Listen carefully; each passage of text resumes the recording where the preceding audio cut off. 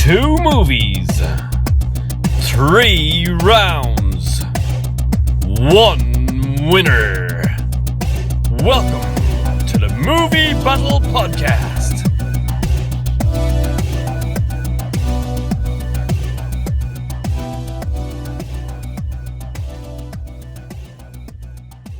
Hello and welcome to another edition of the Movie Battle Podcast. I think first off we should apologize. Explain ourselves.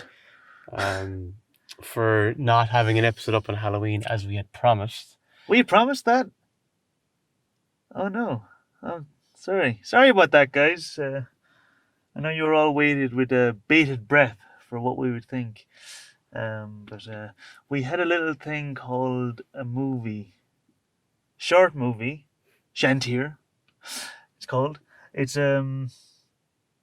available on our... Just may as well go for the plug now, Liam, okay? Mm-hmm. It's available on our YouTube channel, the Movie Battle Podcast. Shantier, it's an Irish short horror film inspired by Celtic mythology and the Irish language. And, it's a short slasher worth checking out. But that coming out kind of threw things for a loop and pushed us back on the old schedule. But we're still here. We promised the episode. And just a little late, unfortunately. Again, apologies for not having it out when we said we would have it. Just as Eamon said, it was quite a busy weekend. Yes. With the promoting the film and putting that out there as well. So again, just apologies for that. We would really like if you could check it out, the film, to see what you think. A bit of feedback would be great. It's your chance to critique us. Exactly, yeah. So any thoughts that you had would be fantastic to hear what you think. Yeah, absolutely. And also, just on the last episode, The Exorcist versus The Omen, I haven't released our pixel art for that yet. That also got pushed back. You probably noticed. Well, if you follow, or didn't. We hope you noticed, but you probably didn't. But if you didn't, it's probably because you're not following us on Twitter at the Movie Battle Pod, or on Facebook at the Movie Battle Podcast, or on Instagram at the Movie Battle Podcast. On all three of those, every week we put up a piece of custom pixel art that we design just for each episode. The Exorcist versus the Omen one is coming. We will have one for this as well. I just not exactly when. Hopefully the Exorcist will be out. We were releasing this on Wednesday, so hopefully by Wednesday the Exorcist one should be up, and then this should follow maybe a day later. So you'll have a few in quick succession there. But So again, just apologies again for being late, but it is here. It's the final edition of the horror season. It is Tobe Hooper's 1974 film, The Texas Chainsaw Massacre, against John Carpenter's 1978 film, Halloween. The two biggest probably slasher films of the 70s. The two big ones. Yeah. We like Halloween. Supposed to be on Halloween. Halloween, you have to do Halloween. That was the plan. You have to do Halloween. So then one was like, well, what are we going to put it up against? And we thought, well, it's got to be another extremely high quality slasher. And why not go back to the source? So as far, I mean, you could say Psycho is the first. Yeah, Psycho is kind of. But Psycho is kind of. Psycho, I mean, is a thriller. I mean, Psycho is a great movie, and I think we will probably get to it at some point. I think I'd like to. It's definitely worth doing. It's a phenomenal definitely. film. But Psycho definitely has slasher elements, but I wouldn't call it a slasher movie. I think Texas is a slasher movie. The last half hour of it does kind of... Yeah, but I mean, I don't think it fits all the criteria of what you would count for a slasher movie. I feel like Texas Chainsaw Massacre does. But look, we're splitting here. It's obviously Psycho kind of started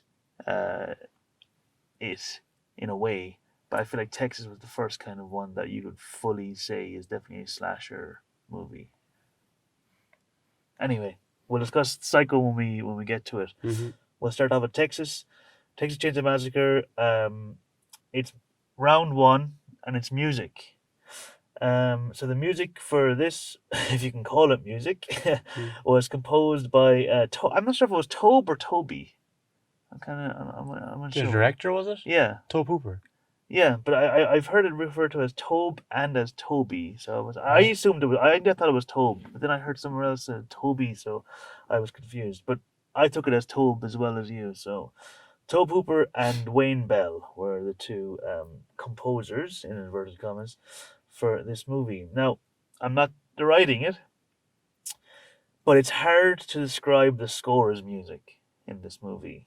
it's it's more kind of like sounds. Yeah, Like, to be honest, it did kind of feel like what you might hear in a slaughterhouse. I guess I got those vibes from very it. much Like, so. Yeah, it has a kind of, and I don't mean this in the musical genre industrial, but it has an industrial sound, like the sound of machines yeah, moving, like large metal pieces of metal moving and banging and whirring and yeah, and quite kind of suffocating as well. There's a lot of oh it going on. yeah, like I should clarify, it's not music, but it's extremely effective.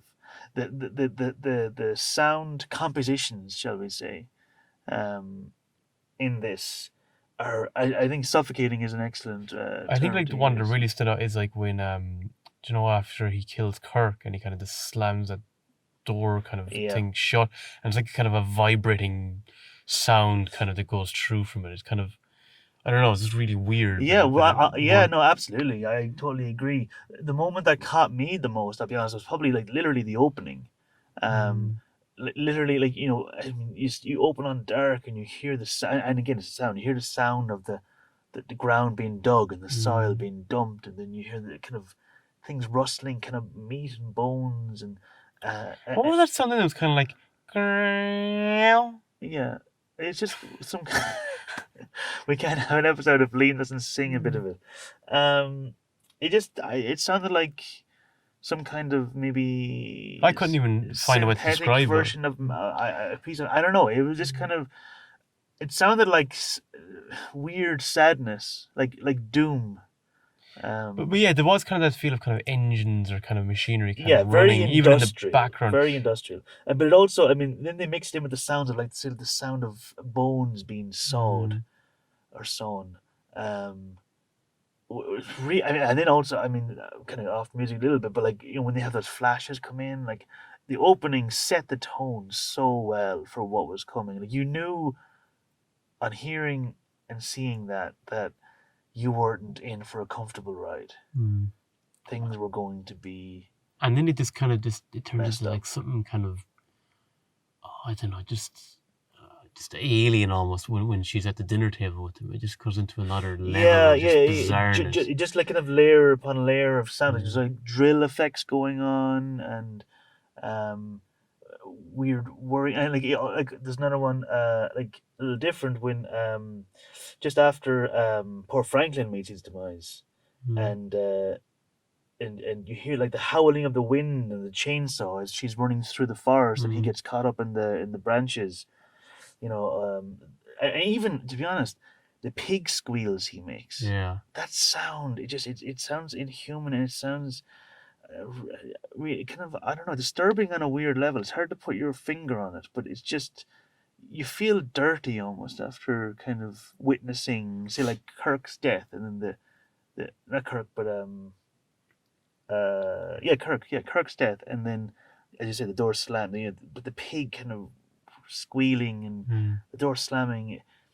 It's just all so almost overwhelming, to So be I honest, said, at I said it times. was suffocating. Yeah, That's kind of what I felt. and I think the lack of traditional music really adds to the realism of it. Mm. Um, I think it definitely was a great choice that they went with this. I feel like what how I feel like they wanted to get across. I mean, I can't say I'm speaking for them, but I imagine they were happy with the end product, and it is what they were looking for Yeah. because it is extremely powerful. Uh, it sets the scene straight away, and it continues it throughout.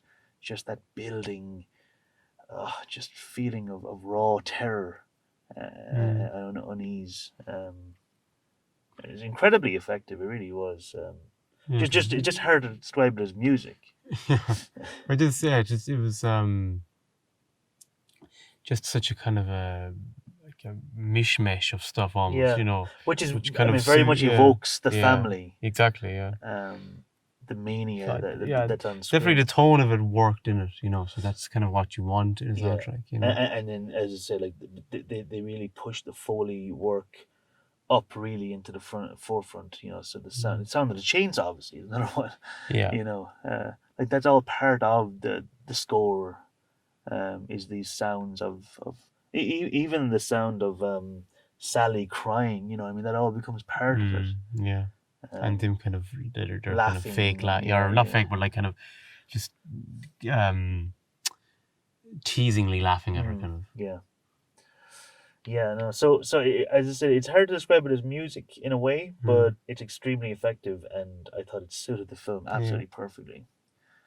But that's me done. You want to move on to Halloween? Yeah, I can want that. I mean. Okay, so I have one word opening: perfection. This is without a doubt one of the most memorable scores ever composed. Um, like it's hard. It's hard to. I mean, I'd say maybe along with Jaws, maybe the most iconic kind of film theme ever. It's definitely one of them anyway. Certainly for horror, it would probably be Like that and yeah, I mean Jaws. like when I Maybe think of Psycho as well. Psycho, yeah, actually, yeah, Psycho's another one as well. But when I think of horror, I think of The Shining and I think of Halloween. Hmm. When I think of when I hear those like maybe a couple like two notes on the piano, and I just it's like I'm there. It's Halloween. Even it's Halloween season. I hear this music. I think of just the the the time of Halloween. The festival. Samhain. For Yeah. those of you who um, keep with the old gods. It's um, interesting you mentioned that because that's kind of what I've heard inspired kind of the story. As in, it's never mentioned, but it's kind of that thing of like Michael is basically an evil thing that comes to do harm on Halloween. yeah, So that's kind of what they yeah. were basing it off of. Oh yeah, An unstoppable kind the of original one was yeah, the because original. I mean, with all due respect to the sequels, I'm not a fan of them, but what the ones I've seen anyway. But I'm not saying you were about to, but just kind of want to put down. Let's just keep our conversation on the first one and not on Yeah, so the I'm talking sequels. No, about. that's fine. It's fine. I just wasn't sure where you're going with it. But go on. Sorry. I'm not that familiar with. Sorry, I'm not that familiar with the sequels to be honest. Bar like H2O's, one I wouldn't be as familiar with the other ones. Like I've seen some of them, but maybe only once. So Yeah. No. I mean, it's a Halloween 3. That's that's an experience. A very different type of experience to this. But okay. But just back onto the music. I feel like the music. It's weird how simple it is. mm. It's weird how simple it is, and it's weird how actually little uh yeah, I mean how little there's actually very little pieces of original music in the score. Like they repeat passages over and over again throughout the film. It's not in any way a knock, but he had like maybe 4 or 5 kind of pieces that Yeah. he played and tweaked and adjusted slightly over and over again. Well, I It was by found John Carpenter, obviously. Sorry for those of you who aren't aware. well, he also Who also wrote co-wrote the script co-wrote, and directed it. directed, yeah. Apparently, like it was there was this company or something. He had directed something else that they saw and they liked, and they asked him would he do. Assault on Precinct 13. Yeah, and they asked him if he'd direct a horror film, and he said if he had full creative control, and they said yeah, you can. So that's Yeah, kind of it there was was. an agreement. Yeah, it was. The producer actually had the idea for. He wanted to do Yeah, something a about film set around. He wanted to do a film with Halloween in the title, mm, and he checked to see. He was like, "Oh, it has to be gone." And he said, "Not only did I find that there was no film called Halloween, there was no film that even had the word Halloween anywhere in the title. He couldn't believe his luck." he wanted it about a killer stalking babysitter. Yeah, Yeah, that's kind of what he wanted. the babysitters and Halloween. He had that concept, and that happened in one night. And I think originally it was going to be called like the The babysit babysitter killers or the murderers or babysitter something like killer or that. something Yeah, like that. Yeah. Halloween's a far better title. Um, but Yeah, so John Carpenter, he said to them, he said, "Look, I can make this film for $300,000," and they're like, "That's nothing. You can't film for 2 days for $300,000 in Hollywood." And they were And like, like "But," this, the and cast weren't and they said, paid. "Look, if you can make this movie for $300,000, you can have absolute full complete creative I control." don't think the cast were paid an awful lot. I think Donald Pleasance got a large sum of that because he was the most established name. And But apparently, what you even call, John Carpenter, he was paid 10 mm, grand plus 10% of the gross. That's a little addendum that he probably didn't mm, think would pay off as much as it did. I think they tried to get Peter Cushing. I don't think he thought this wasn't the pay he didn't want to do for the little pay. Right, And then yeah. Christopher Lee tried to get as well to For play, Loomis, obviously, we're yeah, for talking about. Loomis, and he turned it down. And he said after that it was one of the biggest regrets of his career was Wow. turning down the role. Um, It would be interesting to see how he would have approached it. mm. But I like Donald Pleasance's portrayal of it. Oh, we go back to music? Yeah, no, the theme, yeah, the signature theme is it's very menacing, foreboding. It's creepy. It's fantastic. Yeah. Like actually, I think the whole soundtrack is fantastic. There's Yeah. no weak No. point on the There's, soundtrack. I think of all there's the like one moment that I didn't like. One very sorry to cut you off, but one very small moment I didn't like. It's when Annie and Lindsay are crossing from Lindsay's house to Tommy's house, shall we say? Mm. And they just kind of come across, and you see Michael pops up, there's a little Oh sting jump yeah, scare, yeah. and it didn't fit. It was very very 80s, which is funny because it's 78, but it was very 80s, and it felt it was too synthy, and it Mm. just didn't fit in with the kind of subtlety of the rest of the score. But otherwise, I thought it was, as I said, the first word was perfection. Mm. Yeah, I think it's the most like of all. Say we'll just go with the horror ones that we've covered now because I'm trying to think of all the other films we've done so far. But of all the horror ones, it's the most well-rounded of all the soundtracks. Like it's a perfect kind of soundtrack, you know. Yeah, it just and Um, it's so deceivingly simple. Like you just mm, have this kind of light piano with a deep kind of mm, organ like bass notes underneath it, and it just kind of they combine to have that kind of perfect mix of kind of like like the piano kind of has a kind of tip of your toes kind of tension, and but then the deep kind of bass notes of the mm, organ, or I imagine it's synthesized organ, um, have that kind of subtlety of kind of a impending doom, yeah. and they perfectly work together of kind of be on the edge right now, but also death is coming, slowly. The way it actually mirrors the way Michael kind of moves, where he kind of just Mm, floats along. He's in no rush, and the kind of that dun dun dun mm. dun dun dun ding ding ding ding. I think That's yeah. just like that's Michael. What my favorite part of the score though is it's like it's like a slow kind of piano piece. It's like when she's Linda rings her, Yeah, and then she's like, well, she just thinks they're messing, she doesn't know, but yeah, she's being strangled. And she's starting to kind of wonder, what the hell is going on, mm, And she starts to walk over. It's basically the music you hear when Randy's watching the film, yeah, you know, yes. that You're piece. talking about Scream. Yeah. Yeah. Sorry, I So thought I people, mentioned Scream. I thought I said Scream. did you? I thought I did. Well, maybe I didn't. But anyway, yeah, that piece when she's walking across the street, and it's that kind of slow piano piece, and there's Mm. kind of again, yeah, his organ is maybe a bit of synth in there as well. Well, I think But it's saying almost entirely yeah, synthesizer, but but that piece it really kind of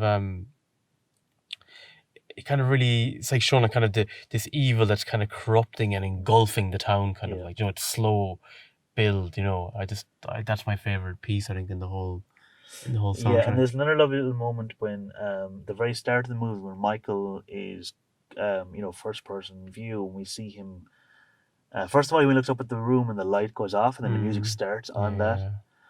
And then when he goes in, he gets the knife and he sees the boyfriend go out. Mm, And as he's approaching the stairs, I'm not sure if he's just approaching it or he's just going up. I'm not sure. But in and around that mm, moment, there's this note. It just hangs. It just I can't replicate it, but yeah. it just hangs and it goes and goes and goes. And if it wasn't a synthesizer, it would obviously have faded down. But it just keeps going, and you're waiting for the fade, and it's not fading, and then it just goes and it changes, then up tempo. It was just a fantastic subtle piece of composing that it was just a marvelous um, effort. Mm. And there's one other piece then, which is not by John Carpenter. It's in the movie. I'm not sure if you picked up on it. It was the song on the radio. Don't Fear the Reaper. Don't Fear the Reaper. Yeah, that was a nice A nice touch. little, Yeah. yeah, it's a great song by Blue Oyster Cult as well. Mm. But as Annie and Laurie are driving to head to babysit Yeah. and smoking their weed. Mm. But yeah, I think we're ready to vote. Yeah. Okay. I'll go first. I thought both scores suited their films perfectly.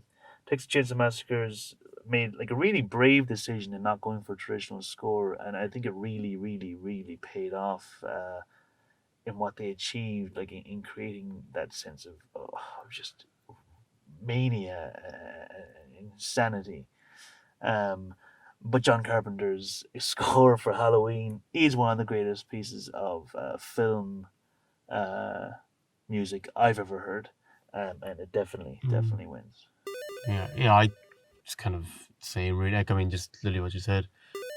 They both soundtracks work really well in their respective films, but I think John Carpenter's one with Halloween is more memorable and has more going for it as an all-around soundtrack.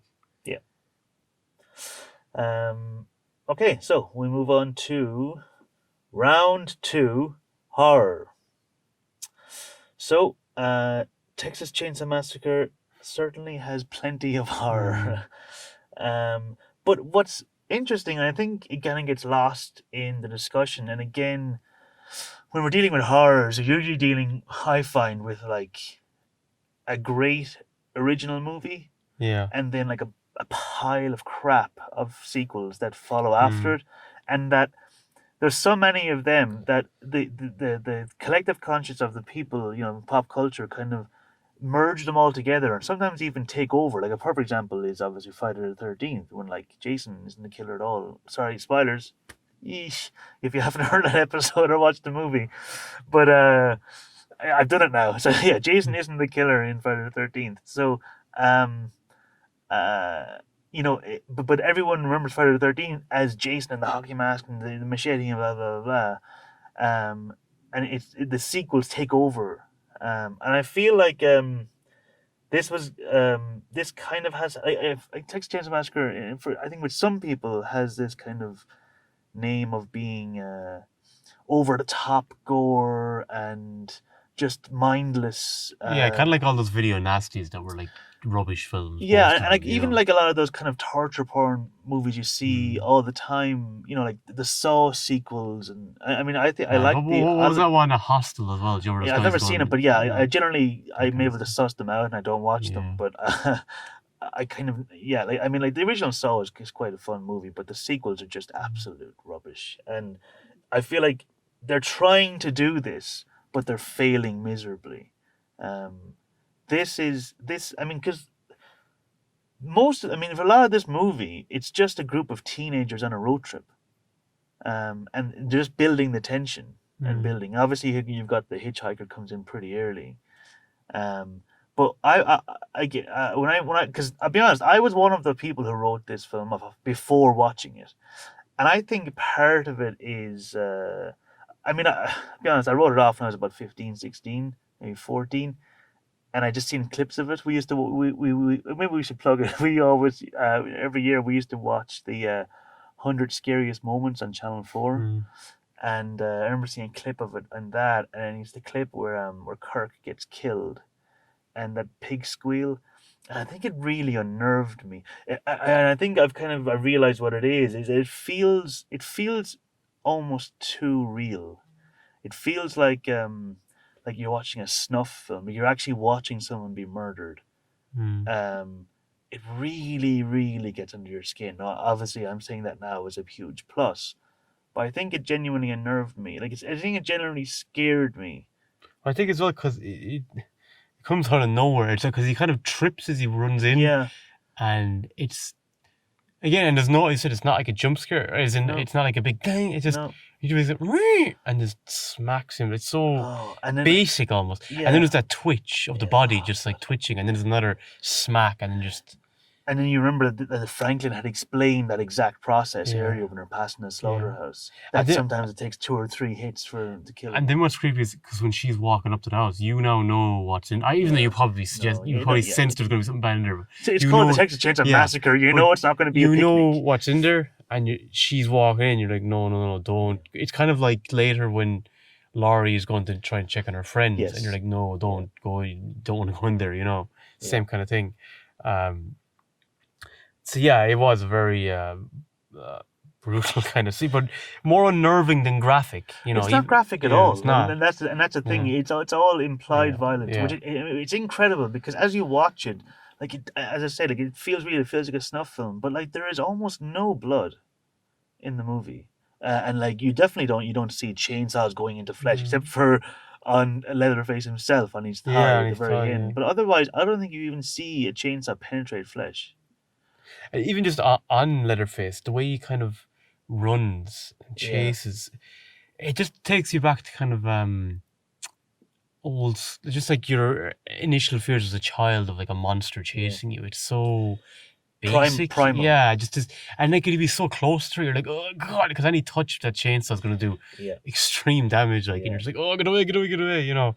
You feel it with her, you know. Oh yeah, absolutely. And you know that long shot then as she's running towards the house, and then you see her, and then you just see him emerging as well, and it's so weird and creepy looking. So well done, and like and it goes on for so long. Yeah, it does, and you know it's one of those moments where you're like, okay, is it going too long? And then it keeps going, and you're like, no, it's not. Like I feel like if it had ended shorter, it would have felt like it had gone too long. But by keeping it going and keeping it going, you feel a desperation. You see in her eyes, there's a great shot of her face as she's running, and her eyes. She looks like she's like her eyes have glazed over, like she's gone, like emotionally almost gone, like she's just purely running on adrenaline. It's a great moment, really subtle, but and that scene around the table with the family and her chase scene, I think, kind of remind me of I don't know if we mentioned it in a previous episode, but the theater of cruelty, which in theater is basically a way where it wants the audience to kind of suffer, to elicit really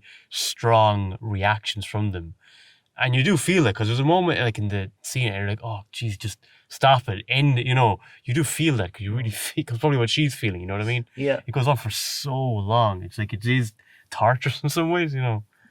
Yeah, no, absolutely. And but also you have that, but then on top of that, you have like some real kind of subtle moments as well of her, like when she runs into the back into the gas station, and who we think is a lovely, nice man. Now, look again, it's. I'll be honest. No, the first time I watched that, I wasn't sure what his story was because he seemed so nice. You know, like there was nothing about him that seemed. And then you already had the hitchhiker and Leatherface, who were the monsters. So like you don't automatically assume that he's in on it. And I thought it was a great reveal. And I even like I love the fact. Oh God, when she realizes. When not she realizes, but we realize when she looks over at the meat and realize. Remember when earlier they had the barbecue? Yeah. They were eating humans. And there's that kind of moment for us more so than her, but she realizes there's something wrong the way he's acting when she arrives in, and you just kind of, and actually rewatching it, it's actually worse. As in, like, it's actually scarier. I don't know, scary. You feel worse for her because you know she's this poor thing thinks she's finally found sanctuary, but it's just this false hope. He's the leader of them, and he's about to just take her back into it. She's just escaped from it, and she's ran into the one person she shouldn't have. Then even the way he kind of slaps her around with the broom is strange. It's like she's an insect or something. Yeah, it's like it's all very odd. Yeah. Then like just getting back on like when the other girl, I think was it Pam was her name? When Pam, when he kind of bursts through and like she's in the hallway and she tries to run out and he just grabs her, that kind of bear hug. Yeah. And then puts her on the hook. Like I think like at least Kirk's was quick, you know. She had to like she probably had the worst. And she didn't wake up in the freezer. She was still slightly alive. That's so disturbing. And the way her body just kind of pops up, it's so strange. Like Jerry goes down for the countdown as well. Like I think that was that and the scene where the father is still alive and is like Drinking drinking her blood. blood. And the way he's kind of arms and legs go, it's like a baby Oh suckling. god, yeah. It's so strange. It's like he's gone back to being a baby because he's so old, like Yeah. obviously. But and you just hear the kind of the sucking. Yeah. Because you assume he's dead. You think they're just gone insane. They think he's Because still alive. even like there's that shot, that classic, that kind of psycho shot where she runs upstairs Yeah. and she went into the room of what we assume are two dead Yeah, corpses. because the woman is definitely dead. Yeah. Like, it's skeleton, you know. Yeah. But you assume he's dead as well. You think Yeah. they're just gonna. Well, they're obviously insane, but you just think they're just pretending he's still alive, you know. But then you go, oh, he actually is still alive. And then his attempts to like kill her. Yeah, and again, it's so clumsy and kind of flimsy. Just really disturbing. And then, like, kind of like the more she kind of gets upset, the more they kind of enjoy it, and they kind of home in on her, like almost are just fascinated by her response. Yes, you know? they're like an animal playing with its prey or something. And then or Leatherface wearing that like old woman wig. Yeah, and the makeup on it. Actually, and you can. Sorry, no, I'll do spoilers again for another movie. I won't say it, but go on. Yeah, just again that was just like a really bizarre and strange image, you know. Yeah, that's another layer of kind of just like it's even even for insanity standards, like this is another level. Yeah. Like obviously the influence was Ed Gein or Ed Gein, I'm not sure how they pronounce it, but obviously he was a massive influence on this, as he was on Psycho and Leatherface, or Sounds of the Lambs. Um, what a legacy he left behind. But there's another shot actually. That was very creepy as well. So in the middle of the chase scene, you know, when he's kind of cutting the door to get in, and she's just after looking at the father and I assume it's their mother up in that room. Their grandparents. Yeah, their grandparents, the cook's father, father. Yeah. And she kind of coming back down the stairs, and then he just kind of comes in, and the way he kind of just looks up, spots her.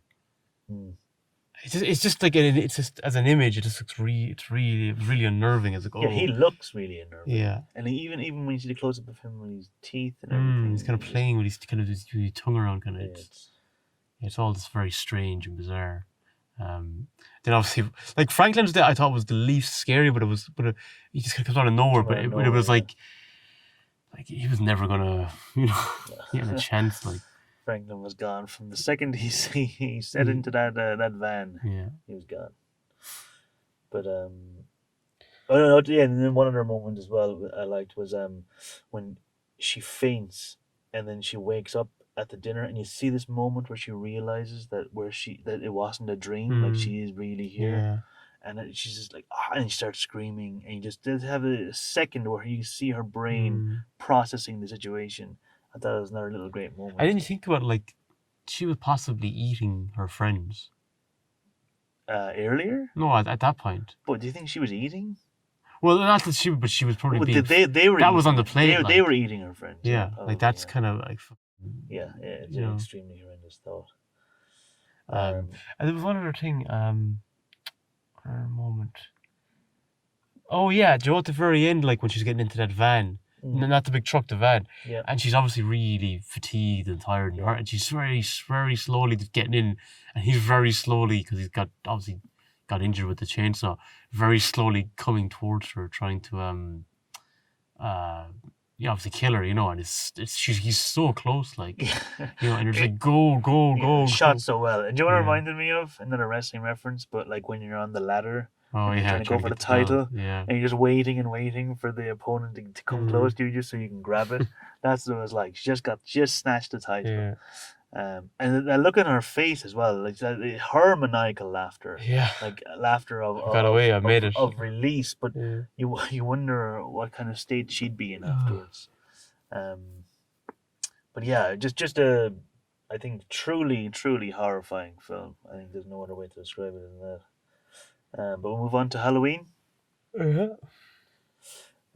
Excuse Liam's yawns. It is currently 4:15 in the AM. This is the dedication you get from us, you know. Coming in 3-4 days late whenever this gets up. But we're trying our best here. Okay, so bear with us. Okay, so the opening first person shot is just such a great shot, and obviously we know now, looking back, but what a great reveal that it's actually a young child Child, who's yeah. doing it. I mean, you look back at it now, you see his hand is quite small, so you Yeah, but probably we're wouldn't know. looking for it. But yeah, at the time, I think as well, like just the fact that it's like it's a knife in your drawer in your kitchen. It's such Yeah, an everyday thing, you yes, appliance, yeah. like It's not that's in what he's any way using out to of kill the her. realm of No, possibilities. and even when he's coming up the stairs and you hear her kind of humming in her room, it's Mhm. such kind of a violation to be intruded upon. Yeah, Very privacy of your own room, and they just like to do such a horrendous thing. and then when it's revealed that Yeah, this is her younger brother yeah. who's done this, and then their parents coming home, and I love that shot, um, where he's holding the knife and they look out and they actually freeze, and you can see the actors actually just stop moving, like almost like in theater where they Mm, just freeze, and then as the yeah. camera just pans out into a wide shot of it, like because they're actually frozen in the moment. It's almost like Mm, it's a moment that obviously the parents will never forget. It was a very interesting choice, and I really liked it. Like Karen Carpenter's point where he just got them to freeze in place, and as the camera moved, mm. I really liked that shot. But yeah, so then this film I feel also uses sound production incredibly well. And the one piece that sounds really the most is the sound of his breathing Yeah. in the mask. Even like with Joe and Laurie's walking down after she's put the key by is it the old Myers house or whatever, Yeah, and then she's walking off, and you just see he's kind of you don't see kind of his shoulder, and you can hear him breathing. He's just watching her yeah.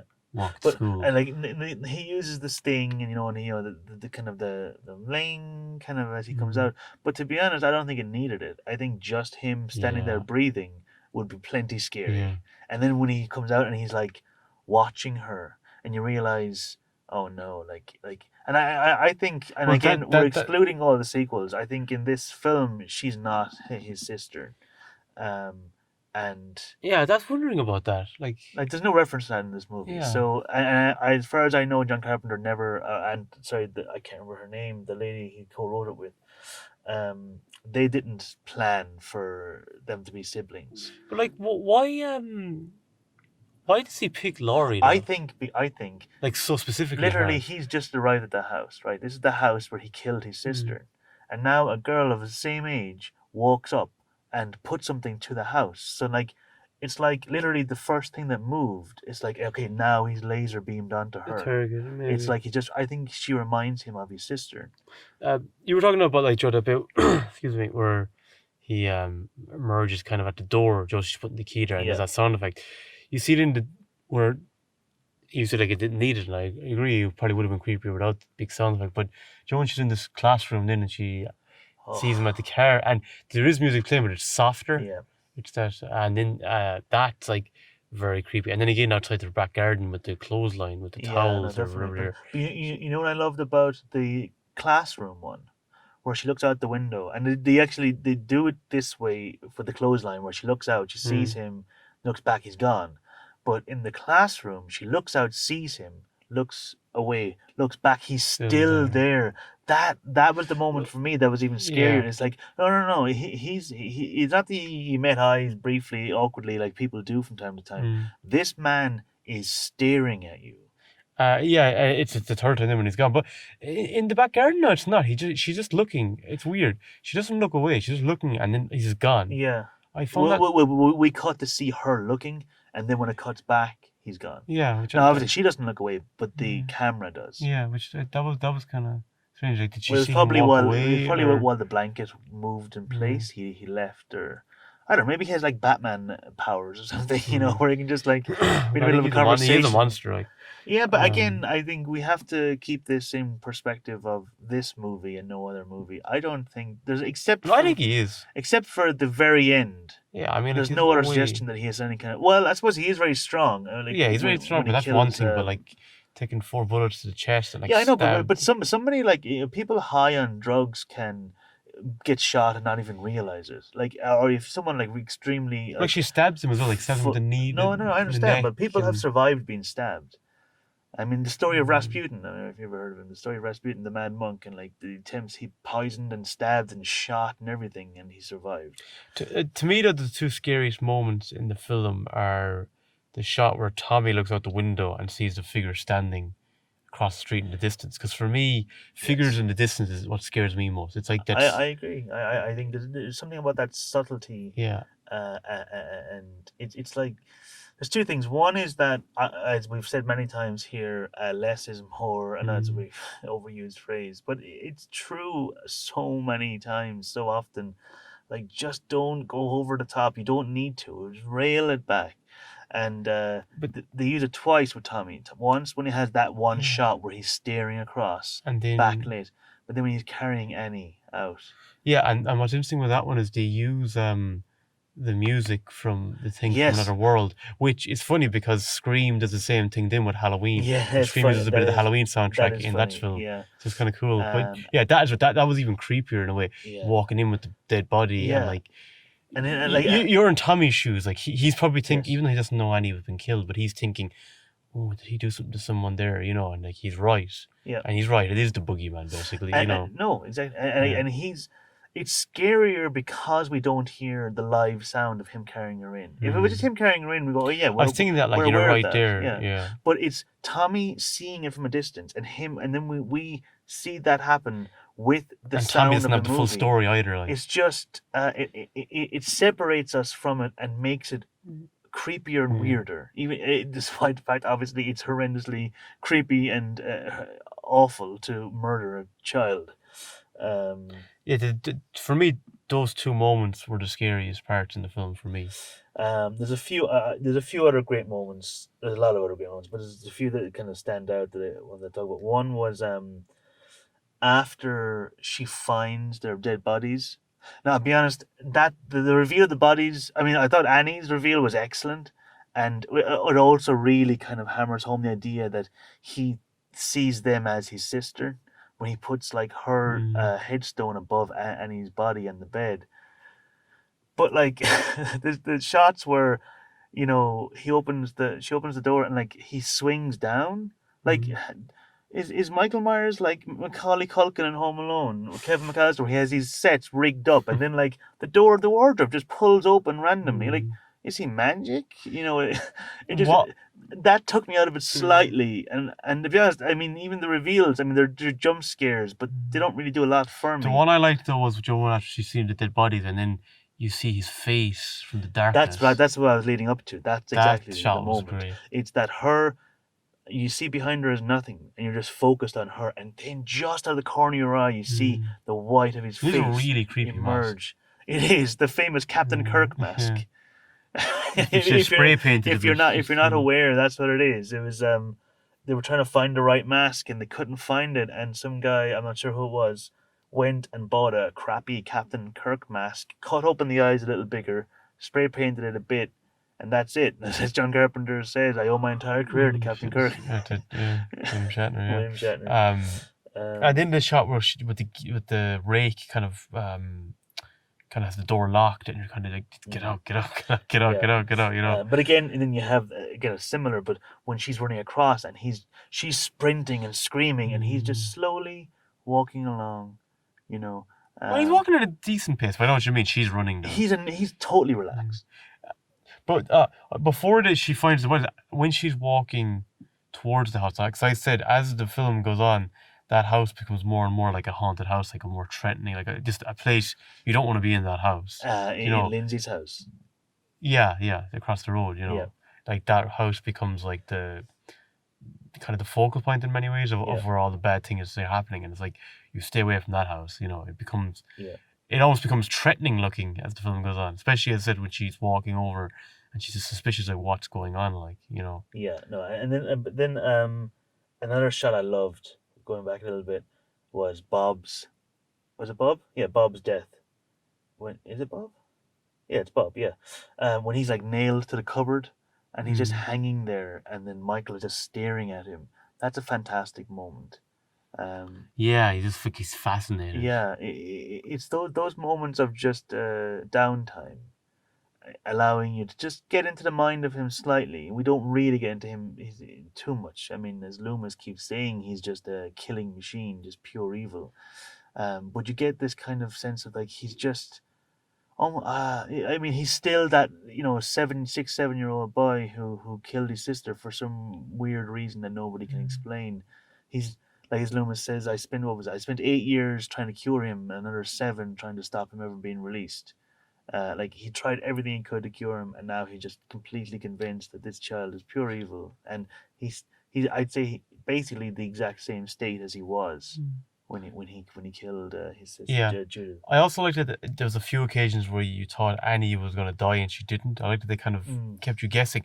And there's that really creepy bit where, she's kind of I think when she kind of she's putting her clothes in the washing machine yeah, because she and he's got just something on him, staring into and you just see the face. You don't see it very clearly, but you yeah, see enough of it outside the door, and it's like that's just weird. yeah, And then when she forgets her keys, because she mm, opens the door and it's locked, and then she comes back, and then she opens the car without realizing that it's open for a yeah. second, and then the realization, the But I love, fog. yeah, the condensation on the Yeah, window. What a fantastic idea! That I was like, wait a minute, there was somebody in here. that's so creepy, Yeah, so disturbing. yeah, It's like way more than if she just unnerving, grabbed like. her. Yeah, it's those little moments that build up that just that elevated from like Mm. a good horror movie to a great horror Yeah, movie.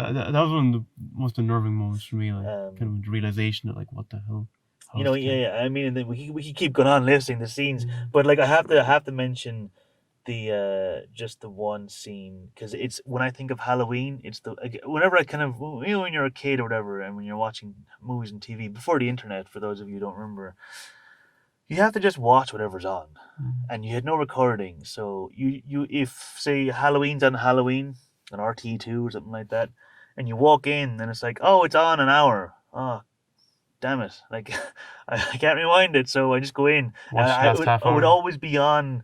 I find I often walk in when Laurie's in the closet, Mm. and like he's smashing in, and that scene is so iconic. I'll be honest, when I think of like horror, that's kind of the scene that enters my head, and that, and probably Jack Nicholson just staring into the abyss in The Shining. They're probably the two images that pop into my head straight away when I think of horror. Um, but yeah, that scene is just so iconic. It's not. I wouldn't even say it's like the best part of the movie. Like the Mm. scene. I mean, it obviously it's really well done and it builds tension. But I like you. I completely agree that the moments where Michael is stalking in the distance are the creepiest Yeah. and most effective shots. But yeah, are we ready to vote? Can try, but I think we're ready to go into it I, anyway. I I honestly have no idea. Like I'm still like I Um, have no clue what way I'm going to vote. mm. This may be the closest ever. Certainly for me We're since starting to say that every week, but it is really no, close. for me since Wally and Up, this is the closest Um, because they're both different. Like they're both horrific in different ways. And one thing I realized was uh when I'm trying to think of how am I going to answer that, how am I going to decide on this earlier when I was doing my notes and um yeah, so like Texas Chainsaw Massacre is a guttural fear. It is this kind of just insane, manic, just gut wrenching, excruciating fear. This it feels. I mean, and as they say it, like with the boogeyman. This is a more of a kind of a simpler, um, more kind of a part of like ancient folklore. He'd almost fit in with some of the old folk fairy tales. Like he just feels like a kind of a classic monster through the years. This is more of a subtle part of almost like a naturally occurring force or something. It mm. just feels more subtle. It's more subtly tense and terrifying, while uh, Texas is overtly terrifying. There are two different styles of doing it, and they both do it fantastically well. It's just which one is more effective. Can you go? Because I'm still thinking. uh, can we tie? Can we tie around? I don't think we can. I think it would be silly. Uh, which I'm trying to think. Okay, I'm kind of just gonna have to go with when I watched it last.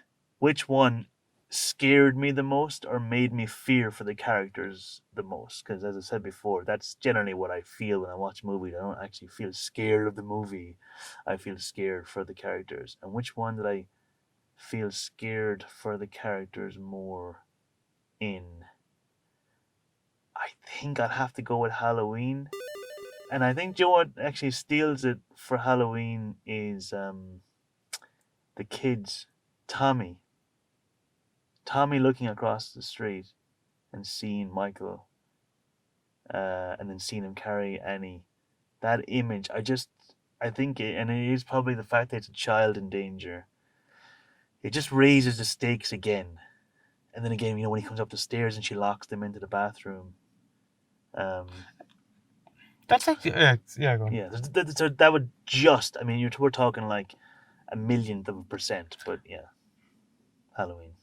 I thought you would go with Texas because you had said earlier that, like, to you it felt like because it felt real, like it was a real thing happening. Yeah, Like that's why I I thought thought I you were would going as to well, leave to it. be honest. See, like, when we say horror, are we saying which was better, horror or which scared us more? That's why I always try to. Well, I mean, if you can decide on any of them, really, at this point. No, I know, but in general, even with the other horror films Well, that we've done. done. This is our I know it's sixth the last episode. one. We I'm should just saying. know. Yeah, like I think because it's really close. I think both. I think it covers both. Which is a better horror scenes and which, terrified you. I think again, as I said, we can kind of generally only go on our last viewing, which is maybe unfair if you've seen one more than the other, and like we're not. Also, the mood you're in or something could be different as Yeah, well with that. yeah. Like it could be different atmosphere. Just you're gonna have to pick one, Liam. No, I'm just saying. Yeah. Yeah, I.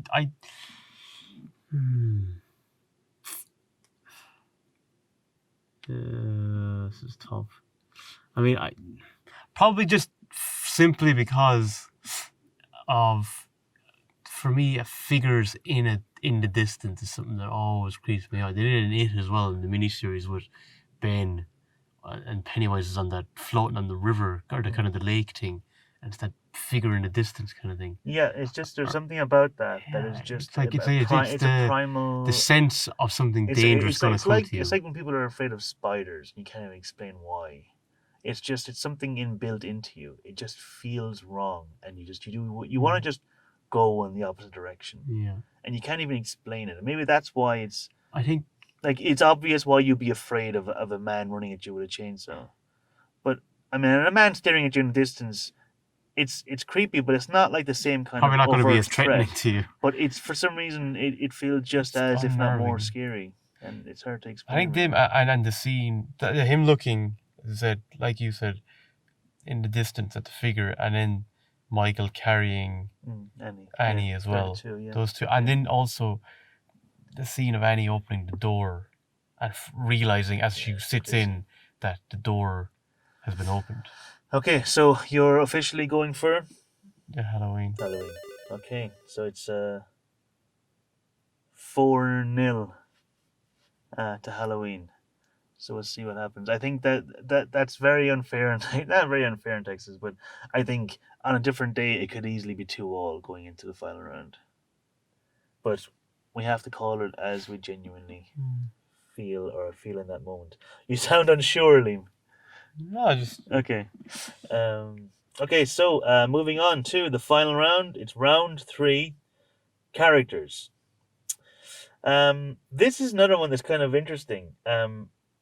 Because I have to say, like when I was doing my notes, I remember, when I was watching the movie actually, and I was like, God, this is some fantastic dialogue. Like I really feel like I'm in their heads, Like I really feel like these characters are real people.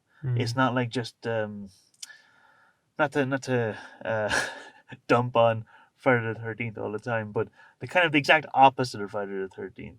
They felt very, 2D kind of people just fitting a trope, or not even a trope, because they did, to be fair, it did start a lot of the tropes, but just to fit kind of a slot, in the script. This felt like a real group of people hanging out. But what's interesting is, so like I was thinking, I was like, oh yeah, so I'm gonna like write a bit about each one. But when I sat down to write about Kirk, Pam, and Jerry, like they kind of just, I can't, I didn't really, couldn't really get much. It just like, it was just like they all had this sense of realism, and they felt like real. I felt like I was watching real people, and that's also partly why it feels like a snuff film. Is because it almost has a found footage kind of feel to it. Obviously not visually because it's not shot that way, but in the way, in the how grounded it is in how they act and react. It really feels very, very natural. Like the who wrote the script for this? It was Tobe Hooper and Kim Henkel. They have a real ear for dialogue. I think it was a fantastic script. Yeah, like you were saying about the characters, like I think like Kirk at least kind of like seemed like a bit of a joker. Like he had some good lines, like he says like, "Do you want to go down to the pool?" And so like Franklin's down there when he was little, and he's like, Franklin was never little, Yeah.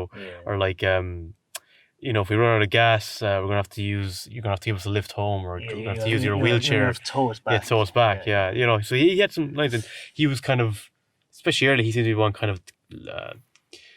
Taking Franklin out when he had to relieve himself, Yeah. or that kind of stuff. So he at least, Kirk had something there, a little,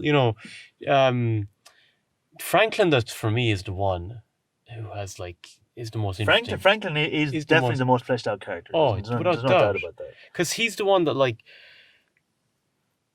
we hear what he's thinking way more than anybody else. Now, it's partly is because like Sally, for example, like she's like, by the time like Jerry's killed,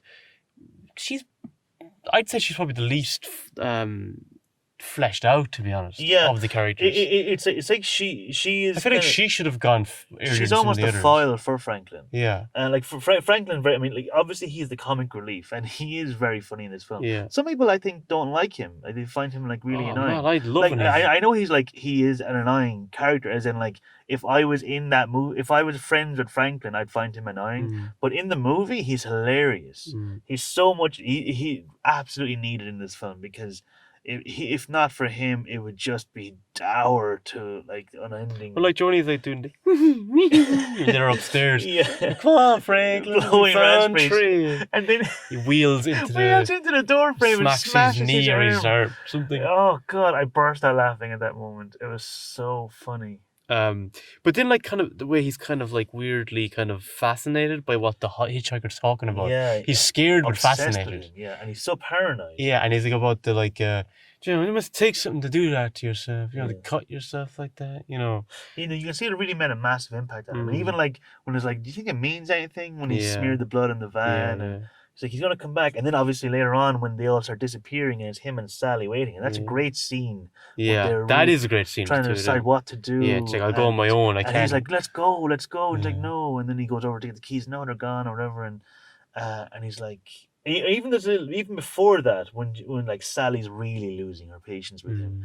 and he's like, Sally, and she's like, what, Franklin? What now?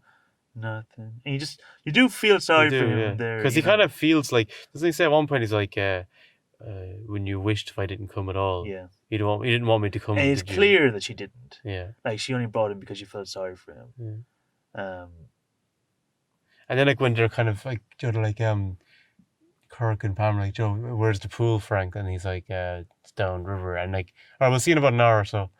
You kind of feel sorry for him there because it's like on his own, like, Oh yeah, definitely. Yeah. Yeah, but to me, he was the most fleshed out. Like, he was the one that, like, when I was writing notes and he was the one. I said Kirk had at least something about him. He was a bit of a joker, kind of a messer. He throws the toot at Pam as well before he goes in. So at least he had that. He had some distinctiveness to his personality. I felt like Jerry and the two girls, not so much. Yeah, no, there's not a whole lot kind of. because they're not fleshed out well, yeah, but I just love how they are and how they act as well. yeah, like no, not wrong with the actors or anything, but say Sally, for example, like she, as I said, she's probably the least fleshed out of a lot of them, and then she's the last one left. But then it's just her being, going through this like extreme trauma, like of being chased by this Yeah, guy with no, a chainsaw. it's very That's much the second half of the yeah, film, though. yeah. I mean, like, and like, say there are the few moments. Like, she obviously feels sorry for. I feel like if she felt sorry for Franklin. They were going on the road trip. He may have kind of motioned he'd like to go, Yeah, and then she's like, no, no, and he's like, why don't you come? And he's like, no, no, I won't go. And she's like, no, come on, it'll be fun, come on, it'll be fun. And that's what he's quoting, I imagine, yeah, afterwards. It was like yeah, when she was like, oh well, you said to come, and it was like only mm, because you made me, you yeah, fool. yeah, Um, but she's very loyal though as well to Jerry. Like when he's like, "Let's go," he's like, mm. I'm not going without Without Jerry." charity, yeah.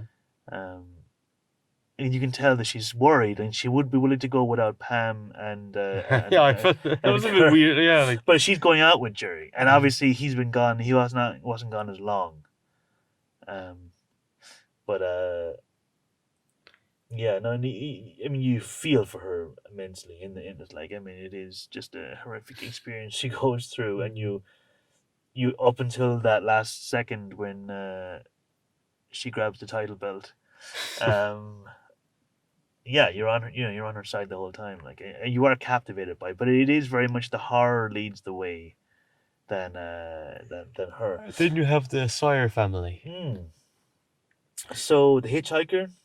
Yeah, Um, so he enjoys unnerving people, yeah, causing havoc, and he is just like a maniacal ball of energy. yeah. Like Joey says about like we were talking about the slaughterhouse at the start. Like, things happen here we don't tell about or something. Yeah, He yeah, says yeah. something like that. He's all the weird, and then like taking the picture and like I want $5 and all this kind of Yeah, shady yeah, kind he of just behavior. he You knew instantly like don't pick this guy up. Like, he just not right. no, and he even like it's obvious from later from talking to his father, the cook, that he was the one digging up the graves and doing all that stuff. Yeah, Like his father giving out to him, yeah. you He almost almost got got caught, caught. and Yeah.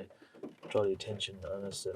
But so he's clearly very reckless, and he doesn't think, he just acts. But he relishes in the torture and the killing. Yeah. He also goes into like great detail about how to kill the animals in the slaughterhouse. Yeah. And he has pictures. Well, obviously, yeah. Like, well, obviously, they're probably like in that area, the slaughterhouse is probably like the sole form of employment. So everyone worked there. So obviously, they probably all worked there, and then they used the practices they learned on the people. That I guess it's quite clear. They set that up. Yeah, I think he was probably the most cruel as well to Sally. Yes. Yeah. Because like Leatherface. He's just like, I'll just kill you. I'll kill you and eat you. But We'll get to Leatherface, but just in a moment. But yeah, I definitely think the hitchhiker was kind of enjoying it the most. Like the way he was kind of laughing and Yes, imitating definitely. her, and just that. And then the cook, he's interesting, like the father, because he always tries to make it seem like he's kind of not okay with it, like to get it over with. But I don't like, calm down, girl, come on, don't be like that now. It's like he's schizophrenic. Because then at times, then you see him and he kind of has that maniacal laugh where he's enjoying watching them do it from afar, kind of like you do it, but I'll observe. Yeah, So he is fascinated by it. I absolutely love that about it. Like, it's so easy just to make him just be another one, and he is. But like, you're dead right. Like the way you can totally see that he's justifying to himself his actions. Like he's like, "Don't worry, it'll be over soon," and don't torture the girl. Like he's like, oh, he has a heart of gold. Like, well, just kill her quickly. We'll kill her and eat her. But like, I just can't bear to see something suffer or something like that. Yeah. Like I don't have the stomach for killing. Like he never does the killing, and so somehow like he is the the kind-hearted member of the the voice of family, reason almost. which is just I mean, it makes it. I mean, it's a little funny, but it also kind of hammers home just their separation from reality and what we would understand as any kind of moral like behavior. But also really interesting, just his reveal and setup. Like he hides in plain sight. He's the only one that actually can survive. Like he's working in a regular Um, job and that kind of. and he's the leader. They all listen to him, even though That's the other thing. They all kind of he does like have control over them. Yeah. Even though the hitchhiker's a bit wild, but certainly with Leatherface, like he slaps him around the place and like And he slept on Hitchhiker as well. Remember? Well, he does, but I think Leatherface is kind of more, obeying of his when we go to father. Leatherface, he's basically a child. Yeah. You know, he's a child stuck in a man's body. Yeah, there's real mentally innocence unstable. about him. Yeah, yeah, yeah. Even like when he kills Jerry, I felt like it was like He almost did it almost in bad. defense, kind of Yeah. like it was like, when he- well, you were attacking me, like it was like he was scared because he kind of did this howling scream, Yeah. like, and then he's kind of looking around and I was like, where are they coming from, kind of like, you know, yeah, he's startled. Like, what is going on? He's very confused, and even is it after? I can't remember which one it's after. But when he walks into the other room, he just starts kind of rocking and kind of holding his head like.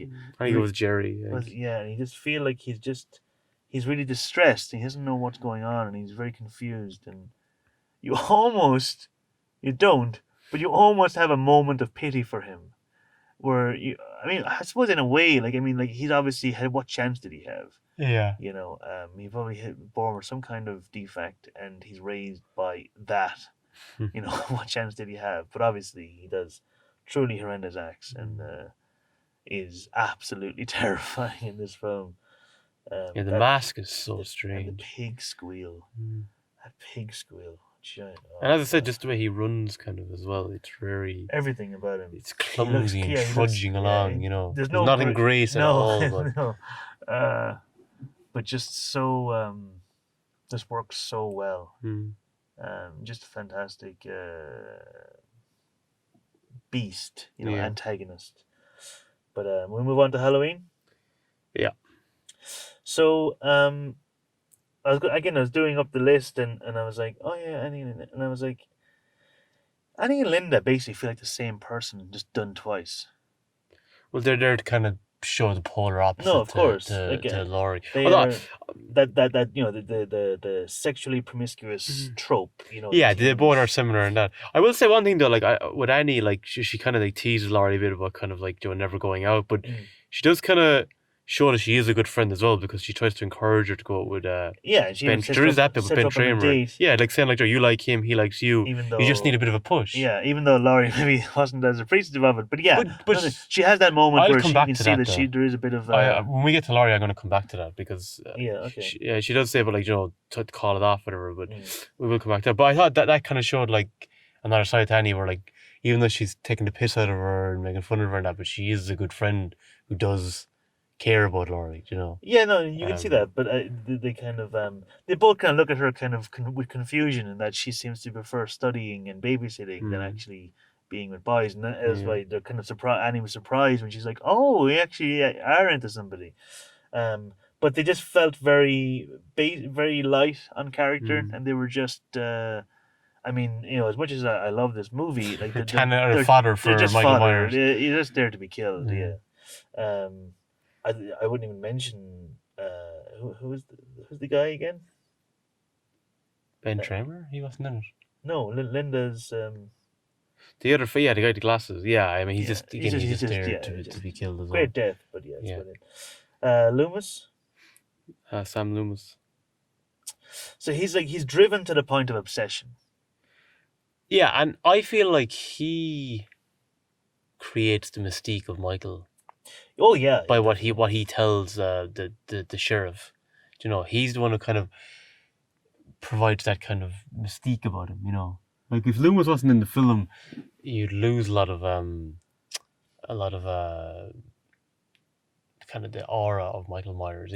What he is. Yeah, he's kind of the exposition man. Yeah, he's there to tell us why we should be so afraid of him. But you see himself like he is like every scene he's in, he's telling somebody how much you should be afraid, and therefore telling us how much we should be afraid. And he shows in his own actions how afraid he is, because like say like when that thing that was at the part of the drain pipe kind of falls and comes through the window. Yeah. And he pulls his gun out, and you see the sheriff kind of looking at him. He's like, "I have a permit for," but you see he's terrified. Even when he chases the kids away, and then like the sheriff kind of comes up, puts his hand on his shoulder. You see, hey Lanny, yeah, get your ass away from that door. But when he puts his hand on his shoulder, he's just terrified, because he knows how dangerous and potential harm that Michael could cause if he's not kind of got back under. He kind of does nothing for most of the movie though. Like he's just hanging out by the Myers house, hanging out, and then he's like, "What? Jeez, there's a car across the road. How did I not see? How did you not see that like 2 or 3 hours ago? Like it hadn't moved. It's not like Mike, dropped it off. Then it was like, oh no, I parked it too far away. When after doing the killing, I better quick exit. So he went back, got the car, parked it closer. It's just very strange. That moment was very odd. It's like, how did he not see the car before then? The car that from the company, from the laboratory that he works for. Like he didn't notice it for hours. Yeah. Just very hard to believe. It's obviously just they needed him to be out of the way for a while and then get him from point A to point But B. I like Joe near the start when the nurse was saying like, "Will they ever let him out?" And Loomis goes, question of letting him out. He's like, and he just says, "Never, no, never, never." Like it's not out of the question. Like there's no. Of all the people that could have escaped, he's the last one. Yeah, no, and he does that job well. He's a bit over the top, though. I do find it a little kind of unbelievable about him, but I liked him as well, but he's a little too over the top. But he comes good in the end. He saves Laurie. Finally realizes there's a car across the road, and sees the kids running out and puts 2 and 2 and guesses that's probably the house. You wonder why Laurie didn't go with them. With who? With the kids. Yeah, I've another weird question. We'll come to that when we get to her. But I kind of like Tommy. I like as a character. Yeah. You know. Yeah, he's quite likable. He is, and he's excited about Halloween, but then you feel really sorry for him when they're like teasing him about Boogeyman, and then like they destroy his pumpkin, and I feel really bad for him. Like, no, you definitely. I think we can all probably identify at times. But it's nice foreshadowing, like, the Boogeyman is coming, and then like obviously what happens, that night. And of course, Michael stalks him as well. He does, just because he was with Laurie. Yeah. It kind of shows how bad Michael is, that like he's even willing to kill like small kids, Well, I mean, as Loomis says, he's pure evil. But yeah, and that raises the stakes, and of course that was what sealed it for me for round 2. But yeah, Tommy and even Lindsay, she's not even in much, but I thought they were great performances. Like they really worked well together, and it felt like those kids like knew like they were genuinely friends. Yeah, they were portrayed very well. School together. But yeah, will we go on to Michael? So he's a lifeless killing machine. Yeah, like he's like a dead eyes, like a dog. He's like a voyeur as well. To me, he is a voyeur. To me, he's a voyeur mixed with a shark. Yeah, just fascination about death and killing. Like I mean, obviously his first one, he's looking at his sister. Then he's looking at Annie later. Then he's looking at Bob and Linda. Linda, like he seems to be obsessed with sexuality or sex. Yeah. And then just killing people and death. But he's a little calculating as well. The fact that he stole the tombstone and the bed sheet as well with the glasses. Almost a bit of playfulness in him there, which is kind of, which up until that point was uncharacteristic. Yeah. But again, we don't really get a character for him. Yeah. Like he's a shadowy figure. He's the boogeyman. He's a boogeyman. But it's really it's Loomis who kind of provides the little things about him. Like, who fletches him out first, which is I think is a good idea. It is a good idea, and it's why you needed Loomis in it, because if it was just him, I think it would still be scary. Yeah. And I mean, it would still be scary. Mightn't necessarily be as much to him. He's a shadowy figure and he's creepy. Yeah. But and obviously he plays these vital component in terms of the horror of the story. But there's not a lot you can really say, like in terms of backstory or anything. That he kills people. No, I mean the opening scene is great, and like how he's portrayed is great. It's just his character. You can't dwell into much more than character. There isn't really anything to go on. So Laurie. Yeah. So Laurie is the kind of, again, she lays down the ground for the classic last girl, good girl trope. She's intelligent, she's good at school, she's well mannered, she isn't promiscuous, she doesn't have boyfriends. She does smoke weed though. Yeah, which was nice that she's kind of like Yeah, many you say they were kind of, I won't say corrupting her, but kind of the influence of her friends yeah, wearing off yeah. her a little. But like, I mean, I mean, uh, I but think it's that little subtle thing that leads you to believe that underneath there is she's repressed. She wants to be, but yeah, she's just not even able to yeah, we be. will definitely get to that in a minute. But like, I like how she like when they leave, Joan to meet Annie's father, and then they drive off, and it's Laurie, not Annie, that's worried. Yeah, Like, what if yeah, he yeah, smelled it? Like, she's yeah. like, he didn't smell it. She's the one that's worrying about it. But yeah, she's kind of she's shy. She's kind of very self conscious. Mm, You see, like she brings like, oh, I forgot my chemistry book and all the books she's yeah. already bringing And home, and Linda's like, I forgot this book and that yeah, book. I she forget only every needs book. books. Yeah, Yeah, but yeah, the fact that I think like one of the most interesting parts about Laurie is when she says to Annie like, "What are you going to wear to the dance tomorrow?" I feel that's like a silent plea to be involved, and she wants Annie to actually help her get over her kind of yeah. insecurities. I can It's a cry kind of for see help, that. really, without Yeah, saying it. And I feel like when she tells her like, "Oh, I told Ben Tramer that you liked him," and she gets so panicky, but it's because yeah, it's the unknown. yeah. And I feel like that's like it was a nice kind of allegory for like facing your fears and like having to face Michael then later in the film. I really feel like that's the only reason she doesn't want to go through the Ben Tramer. It's because it's the unknown to her. I think really deep down she would be love to do it, to be excited Yeah, for well, it. I think obviously, but But she's told Annie that yeah, she fancied him. yeah. So Uh, it's clear that she would like to, but you're right. It's the fear it adds a of layer to actually her going through character with that did that little it. bit with Annie. No, it I really does. like It that. does. Yeah, it is important. It also helps just kind of establish her as how she's different from the other Hmm. two as well. But yeah, no, I think that's a very good And point. then she even has that line, then like everyone's having a good time tonight. But, like Mm. little does she know, But then, but so she was as well. Oh, she was, yeah, she was She having she fun. she was Yeah, loving it. Like you see her coming out with the yeah, pumpkin, and she was laughing, and she was sitting yeah. down with the kids, and Yeah, yeah, she was having like fun. Watching the I mean, film. obviously I think what I like about her as well is that she genuinely loves those kids. Mm. I think she genuinely loves kids. Every time she sees trick or treaters, she smiles. Yeah. Like I think she just has that kind of that maybe that But motherly or what does she instinct. mean by that? Was you like at the start when she's coming from school and just people go kids trick or treating and she kind of says, "Well, kiddo, I thought you outgrew superstition." I think it was she thought it was Michael again, and she went over to see if he was there or not, and it was like only the kids, and she's like, Michael, what? remember when she saw Michael at the classroom, and then you saw the car, Oh yeah, sorry. and Okay, then yeah, so she goes over, and she thought she was going to see him again, and it was just Hmm. kids playing, and she's like, well, what am I doing? I thought you Yeah, were yeah, yeah. outgrew superstitions. Yeah, okay, yeah, that makes Yeah, sense. And then the one other bit I didn't get was why when Michael comes up the stairs, why she puts the kids in one room and she goes into another room. I think it was to protect them. I think she was.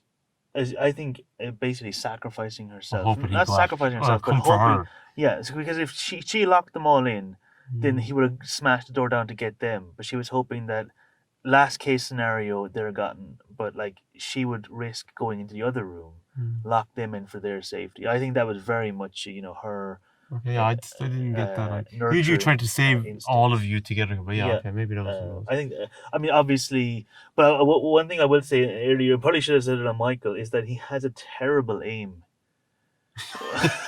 um, Oh, like like, when it's her, he's got a terrible name. yeah, When and it's it's like Laurie, she has an awful case of plot armor, yeah, and it's irritating because it's such a good movie and it doesn't need it. Like you could have her see reflection behind her in in a thing, and there's no fault of his own. She sees him and moves slightly, and then he slices her arm. But like she's literally standing still, and he's walking out in pure silence in the excellent technique he has. And he raises his hand to stab her, and he grazes her left yeah. arm. Like, why did he just start strangling her like he did with Yeah, or you stab her in the back of the head or yeah, something.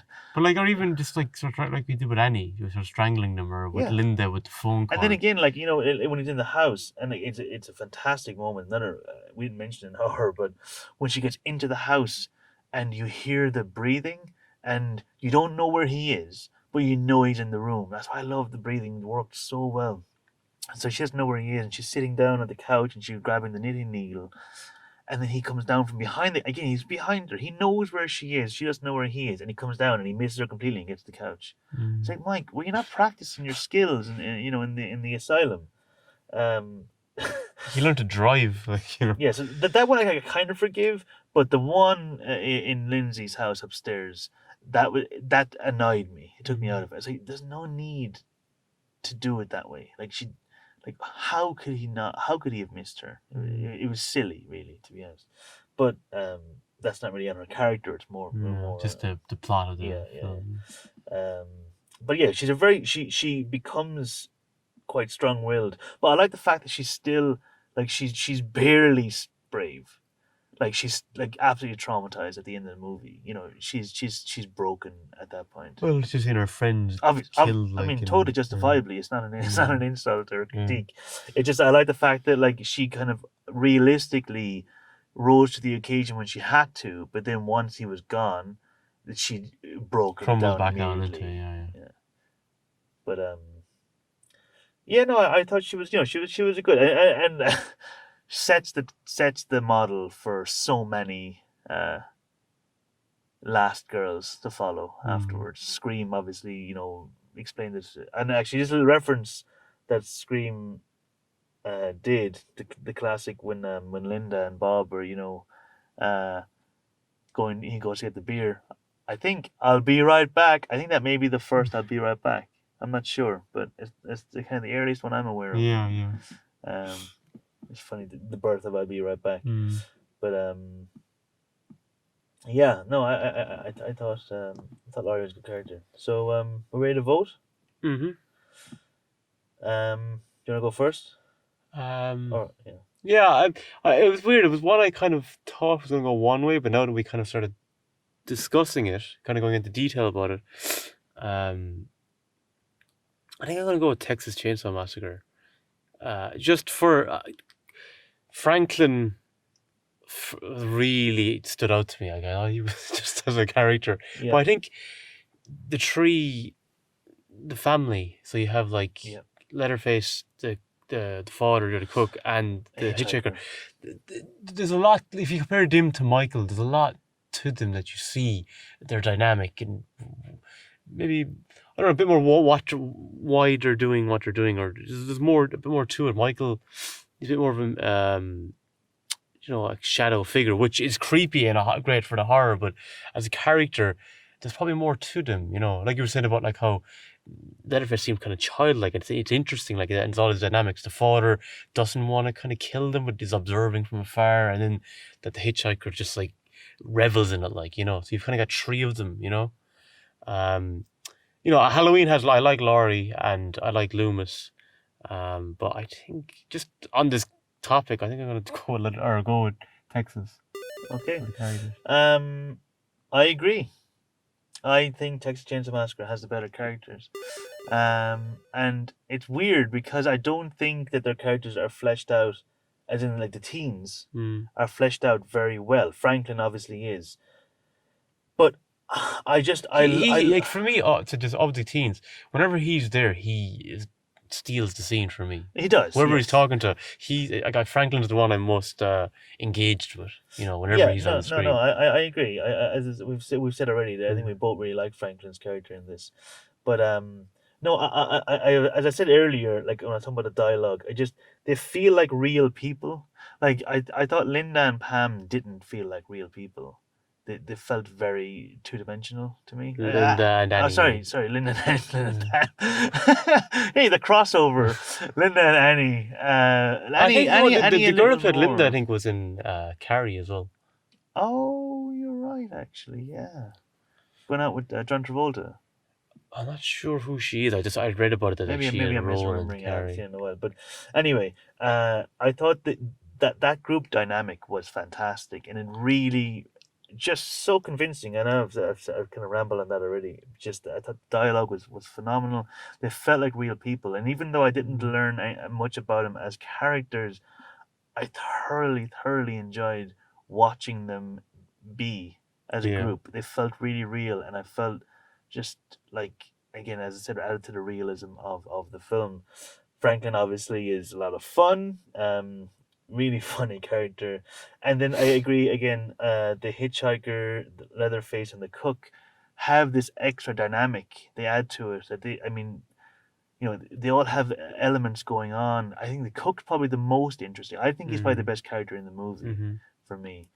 Um, But yeah, like Michael, and it's hard to kind of criticize Halloween for Michael Myers not having character, because I think that It's adds all works for him. to, Yeah, yeah, it works yeah, perfectly for the film. And I think from what I understand, I've never seen any of the remakes or anything like that, but like they go into like loads of backstory. But from what I've heard from people I respect, that it doesn't really work. You don't really need that. Like Michael Myers was perfected by John Carpenter in the yeah, first one, and you don't need a backstory. He's terrifying as he is, yeah. and I agree.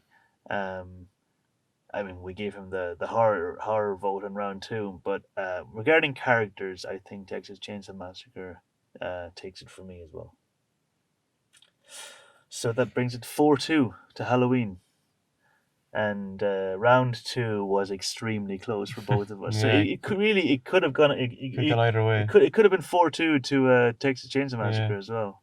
I think it was a great last kind of cap to the horror season. Mm-hmm. Two absolute Pillars of the horror genre. undeniable classic horror films. Without doubt, two of the greatest horror films ever made. Two of the greatest slasher movies ever made.